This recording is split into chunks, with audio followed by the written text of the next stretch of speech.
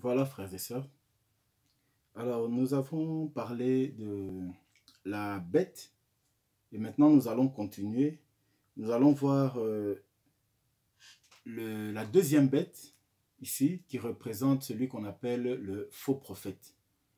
Alors, comme nous avons dit, la bête représentait l'antéchrist avec son gouvernement. Et ici, à partir du verset 11 du 13e chapitre d'Apocalypse, nous allons voir une deuxième bête qui monte cette fois-là de la terre. Parce que la première bête montait de la mer. Nous avons déjà expliqué ce que cela voulait dire. Et nous allons voir avec la deuxième bête que représente ce que la Bible dit, la bête qui monte de la terre. Lisons.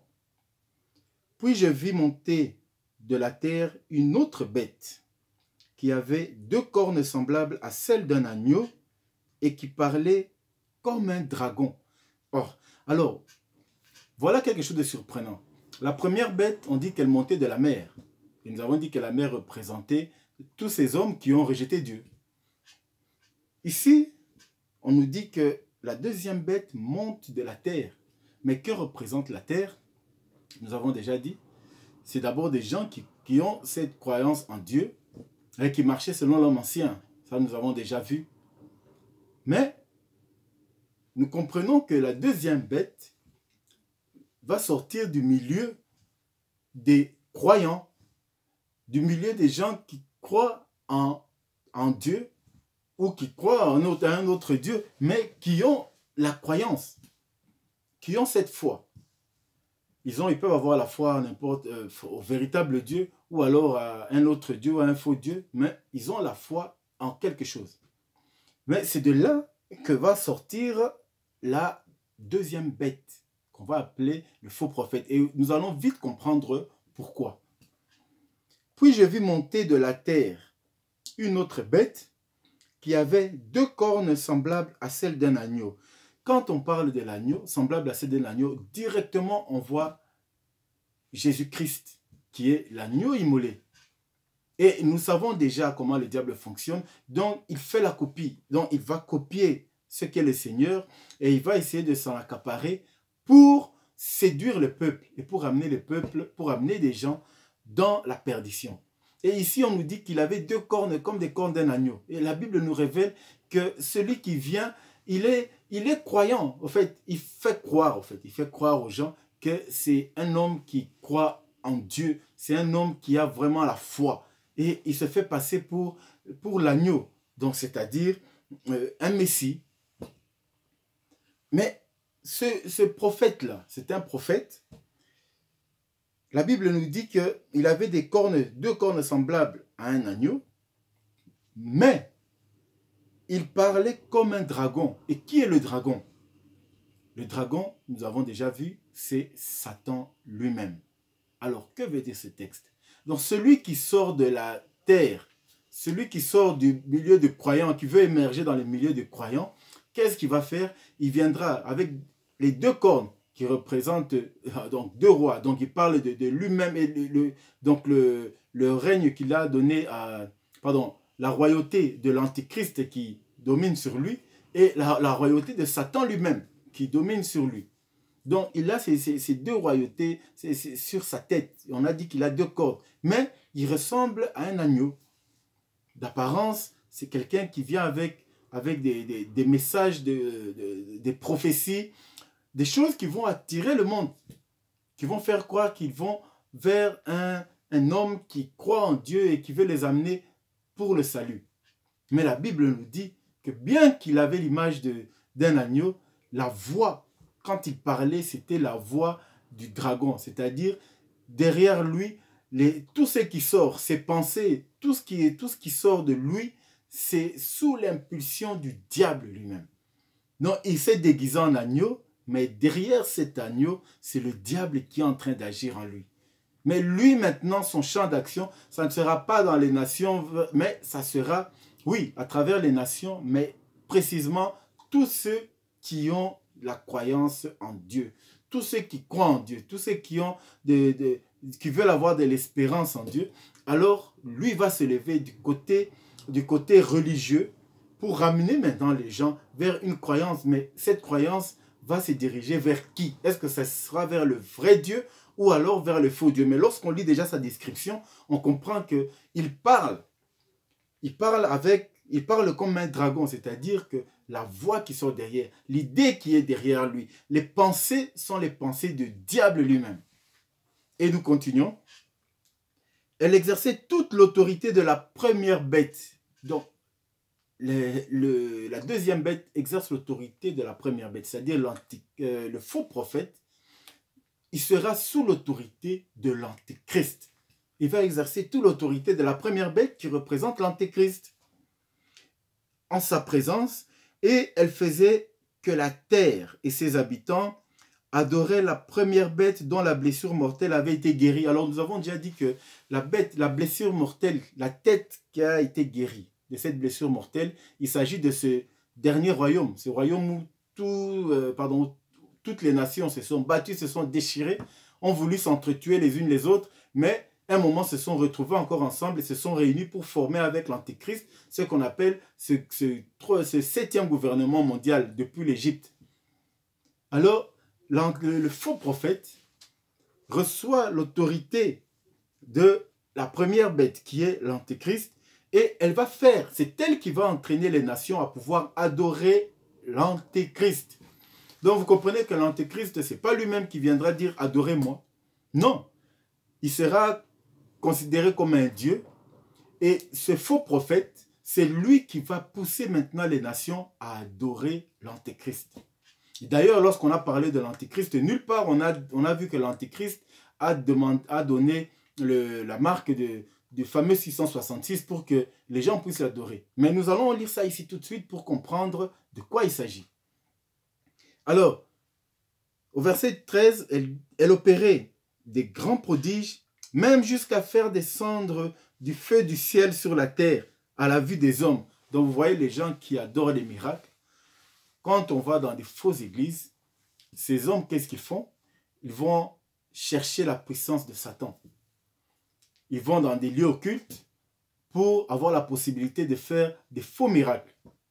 Et les hommes sont séduits par les miracles. Si vous voyez aujourd'hui la quantité de personnes qui se jettent dans des églises juste à cause des miracles, c'est impressionnant. Mais ces gens qui vont dans les églises pour des miracles, lorsque vous les regardez, au fond, ils ne trouvent jamais de solution. Pourquoi? Parce que ce sont des miracles sataniques. Ce ne sont pas des miracles qui apportent des solutions, mais ce sont des miracles qui séduisent le monde.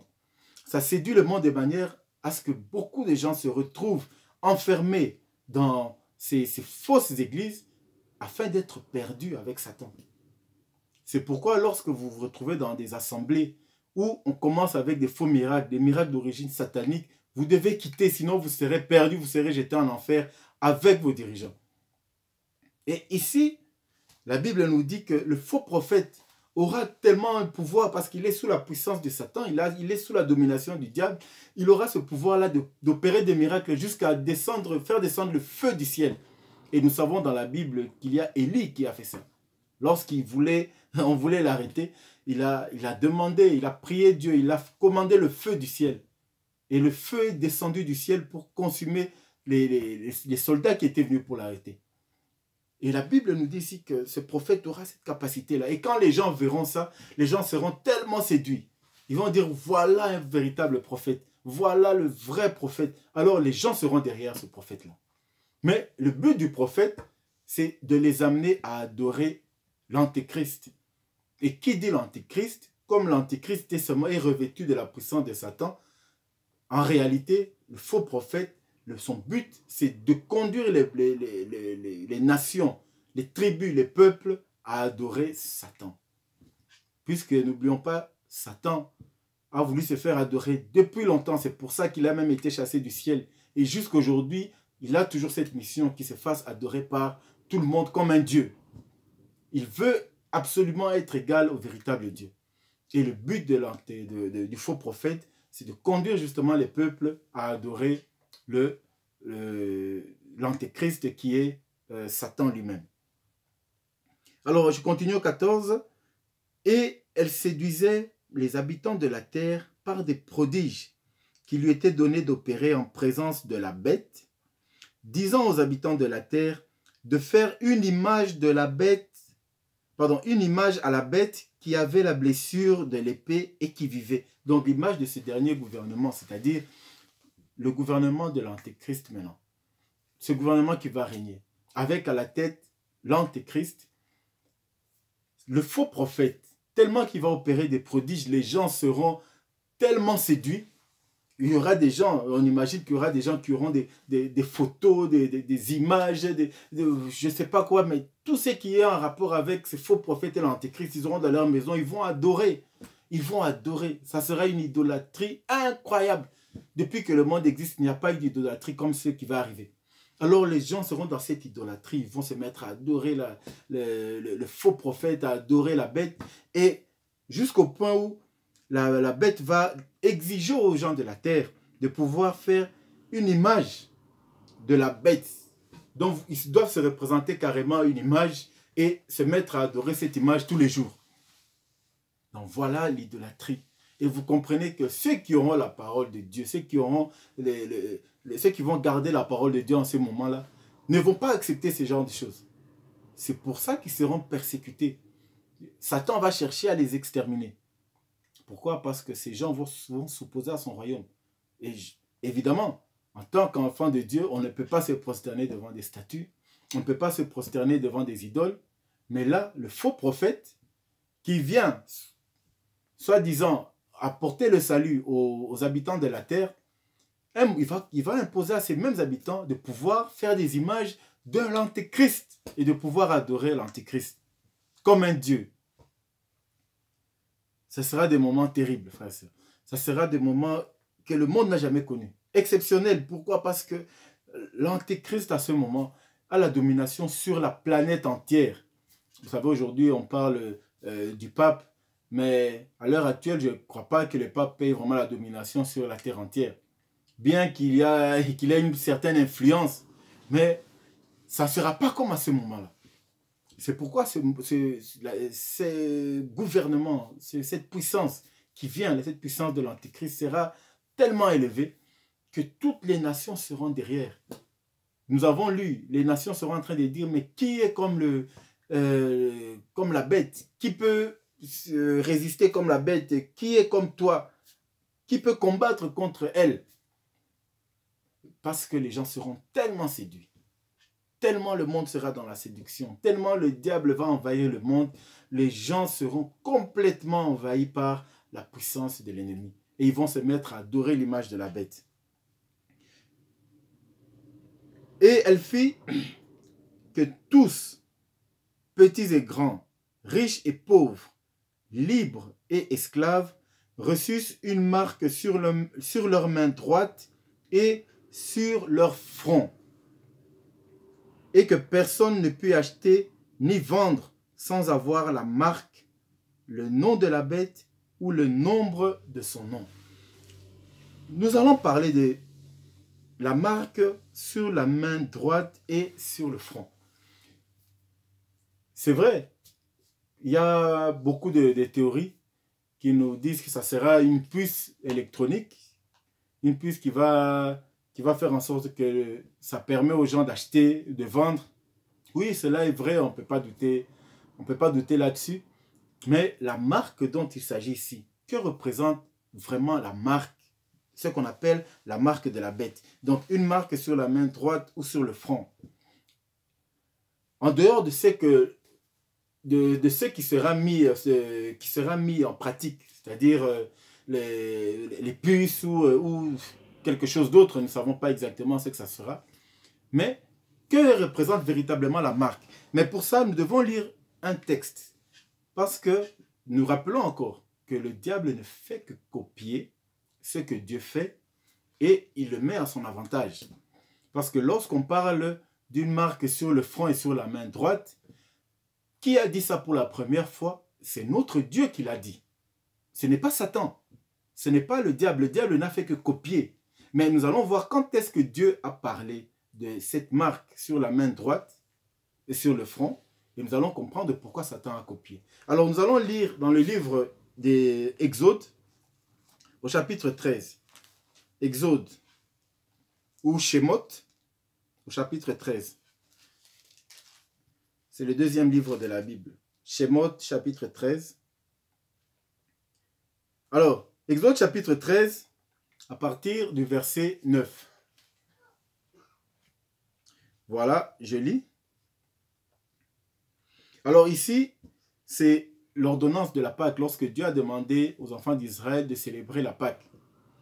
Nous n'allons pas tout lire, mais nous allons commencer même au verset 7.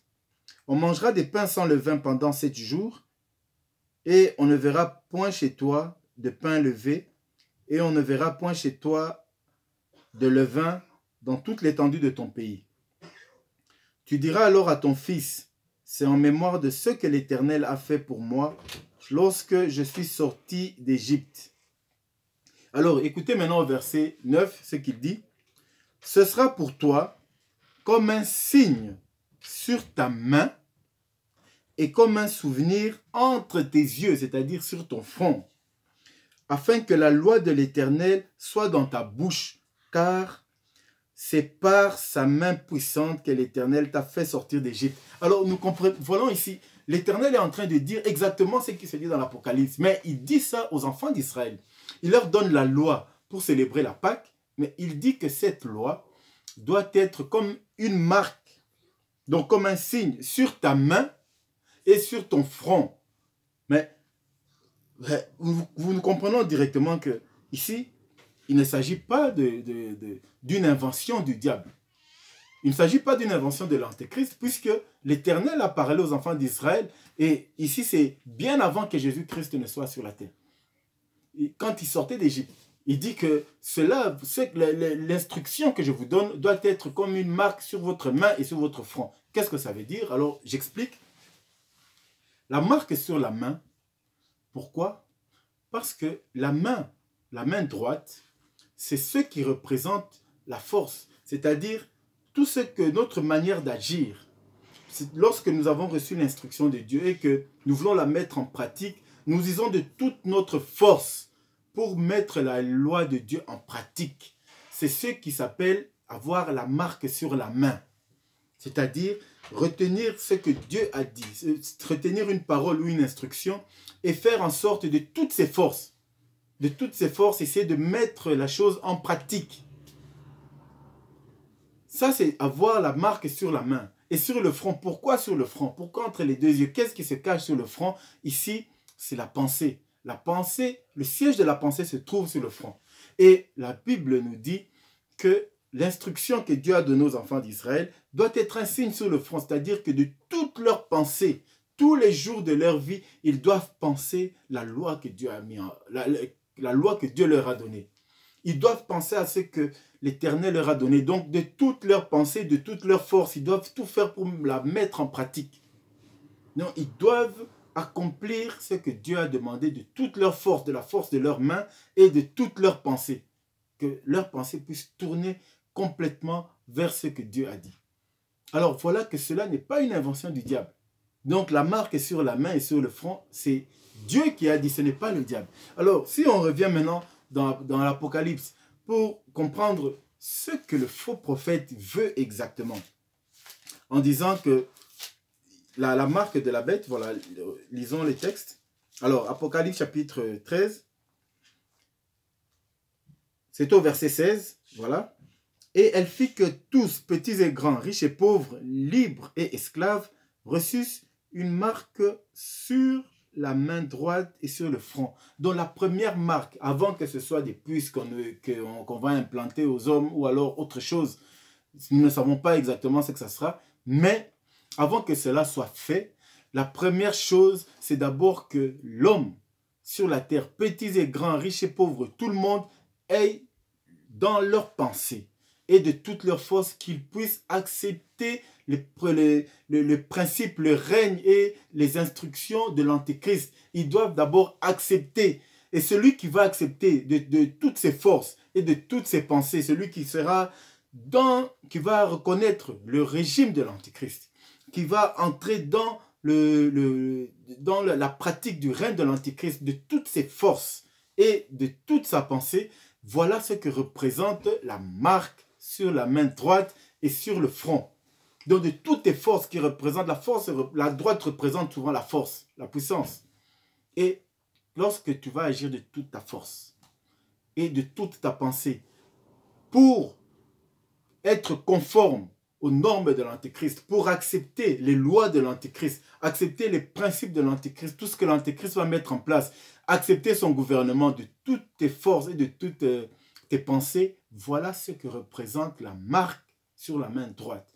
Et maintenant, ça peut se matérialiser par une puce, mais avant de mettre la puce, il faut d'abord reconnaître, il faut d'abord accepter dans tes pensées, tu dois accepter le règne de l'Antéchrist. Tu dois être d'accord avec lui. Tu dois marcher avec lui. Et ce n'est qu'après avoir marché avec lui que tu vas accepter de mettre ta puce. Et vous comprenez que les enfants de Dieu ne vont pas accepter ce genre de choses. C'est pourquoi, je répète encore, que le diable va s'acharner sur le peuple de Dieu. Il va chercher à les exterminer. Pourquoi? Parce que c'est eux qui vont s'opposer à son règne. Il voudra dominer sur toute la terre en imposant des lois aux hommes, en imposant des principes, en imposant un régime au monde. Et tout le monde doit adhérer. Et celui qui va adhérer, c'est celui-là qui aura cette marque sur sa main. Ça veut dire qu'il doit adhérer de toutes ses forces et de toute sa pensée. La marque sur la main et sur le front. Mais ça va se matérialiser de plusieurs manières. Peut-être par la puce, comme on est en train de dire, mais Dieu seul sait. Nous verrons, pour ceux qui seront là à ce moment, nous ne savons pas exactement ce qui va se passer, mais on pense que la puce sera un des éléments que le diable va utiliser pour matérialiser la marque qu'il voudra imposer aux hommes. Voilà, je continue. Et que personne ne puisse acheter ni vendre sans avoir la marque de la bête, le nom de la bête ou le nombre de son nom. Donc, justement, tellement que l'Antéchrist va régner sur le monde entier, sur toutes les nations, comme nous venons de le voir, son règne, c'est-à-dire sa domination, va s'étendre sur tous les pouvoirs politiques du monde. Alors, tout ce qui sera décidé par l'Antéchrist et son gouvernement mondial, devra être mis en pratique dans chaque pays. Et tout celui dans toutes les nations qui ne voudra pas accepter aura du mal à acheter. Il ne pourra pas vendre. Pourquoi? Parce qu'ils vont établir un système de manière à contrôler le monde. Et d'ailleurs, nous voyons déjà, ça commence déjà, puisque aujourd'hui, le système économique est tellement sous contrôle. Et à ce moment-là, au moment de l'Antéchrist, ça sera encore pire. C'est pourquoi tout celui qui ne sera pas sous le contrôle de l'Antéchrist, tout celui qui ne sera pas inscrit dans ce système économique-là ne pourra ni acheter ni vendre. Ce sera impossible. Le seul moyen de pouvoir acheter, c'est d'être dans ce système. C'est comme aujourd'hui, lorsque, à cause de cette situation du coronavirus, nous voyons qu'il y a dans certains pays, et de plus en plus, on ne peut pas acheter si on n'a pas de carte bancaire. C'est-à-dire que si on n'a pas adhéré à ce système de carte bancaire, il devient impossible d'acheter. Mais ici, nous sommes encore au temps de grâce, c'est-à-dire qu'il y a encore d'autres alternatives. Mais après, quand l'Antéchrist va prendre son règne, ça sera des lois obligatoires et il n'y aura pas une possibilité d'acheter ni de vendre si on n'adhère pas au système mondial satanique de l'Antéchrist. C'est pourquoi la Bible nous dit que les pauvres, les grands, les riches, les libres, ils vont tous recevoir cette marque sur la main droite et sur le front. Et personne ne peut acheter ni vendre sans avoir cette marque ou alors le nom de la bête ou le nombre de son nom.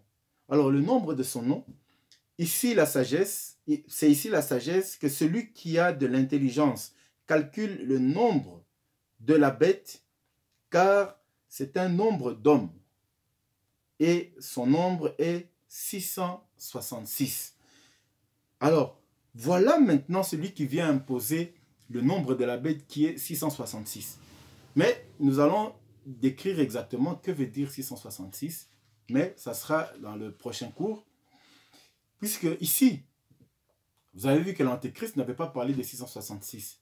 Mais celui qui vient obliger la terre entière, d'abord à adorer l'Antéchrist, donc à se rallier au système économique mondial, qui va faire que si tu n'es pas adhéré, si tu n'adhères pas à ce système-là, tu ne pourras ni vendre ni acheter.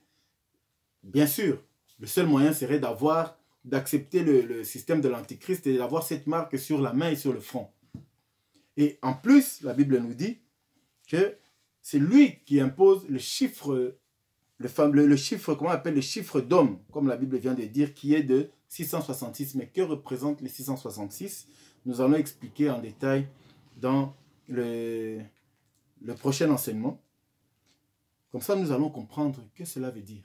Alors, nous allons rappeler que ici, nous avons parlé de faux prophètes. Et le faux prophète a reçu, lui aussi, la puissance du diable et la puissance de l'Antéchrist. Alors, il est là, il va faire des miracles, des prodiges, de manière à écarter, égarer les hommes, de manière à ce que les hommes soient tellement séduits et qu'ils n'aient pas la possibilité de revenir vers le Dieu du ciel. Ils vont se plonger complètement dans ce ministère de l'Antéchrist, ce faux ministère du faux prophète. Et là, ils seront séduits, ils vont commencer à adorer la bête, qui est l'Antéchrist et son gouvernement. Et ils vont commencer par là à adorer aussi le diable, puisque c'est le diable qui se cache derrière l'Antéchrist. Et il va imposer aux hommes cette marque, c'est-à-dire tout le monde devrait accepter son gouvernement. Celui qui va s'opposer à son gouvernement devrait être tué carrément. Vous savez, Jésus avait dit précédemment, lorsqu'on a parlé de la bête, que là est la persévérance des saints. Les hommes qui vont garder la parole de Dieu en ce moment devront persévérer. Accepter la mort, il n'y a pas d'autre choix. Ou on accepte de mourir, ou alors on entre dans le système de l'Antéchrist. Il n'y aura pas d'autre alternative. Mais l'Antéchrist il va chercher à détruire toutes ces nations, tous ces peuples. Disons, tous ceux qui auront gardé le nom de Dieu. Tous les saints, à ce moment, vont être pourchassés par le diable et le faux prophète, de manière à être complètement anéantis. Donc voilà ce que nous pouvons dire sur la bête qui monte de la terre, la bête qui vient de ces nations croyantes, de ces peuples croyants, de ces tribus qui croient. Et il viendra imposer une nouvelle religion. Une nouvelle religion. Ça ne sera pas les religions qu'on connaît, mais ça sera une toute nouvelle religion, c'est-à-dire une religion que, comme la Bible dit dans Daniel, c'est une religion qui n'a pas connu les pères. C'est un Dieu que les pères n'ont pas connu. Donc, ça sera ni juif, ni catholique, ni protestant, ni musulman. Donc, ça sera vraiment quelque chose de tout à fait autre. Mais ça sera sous la domination de Satan lui-même. Et ceux qui vont adhérer au ministère de ce faux prophète vont se mettre à adorer le diable à travers l'Antéchrist. Voilà, frères et sœurs. Nous allons expliquer maintenant que veut dire les 666. Et c'est pour le cours qui commence tout de suite. Merci.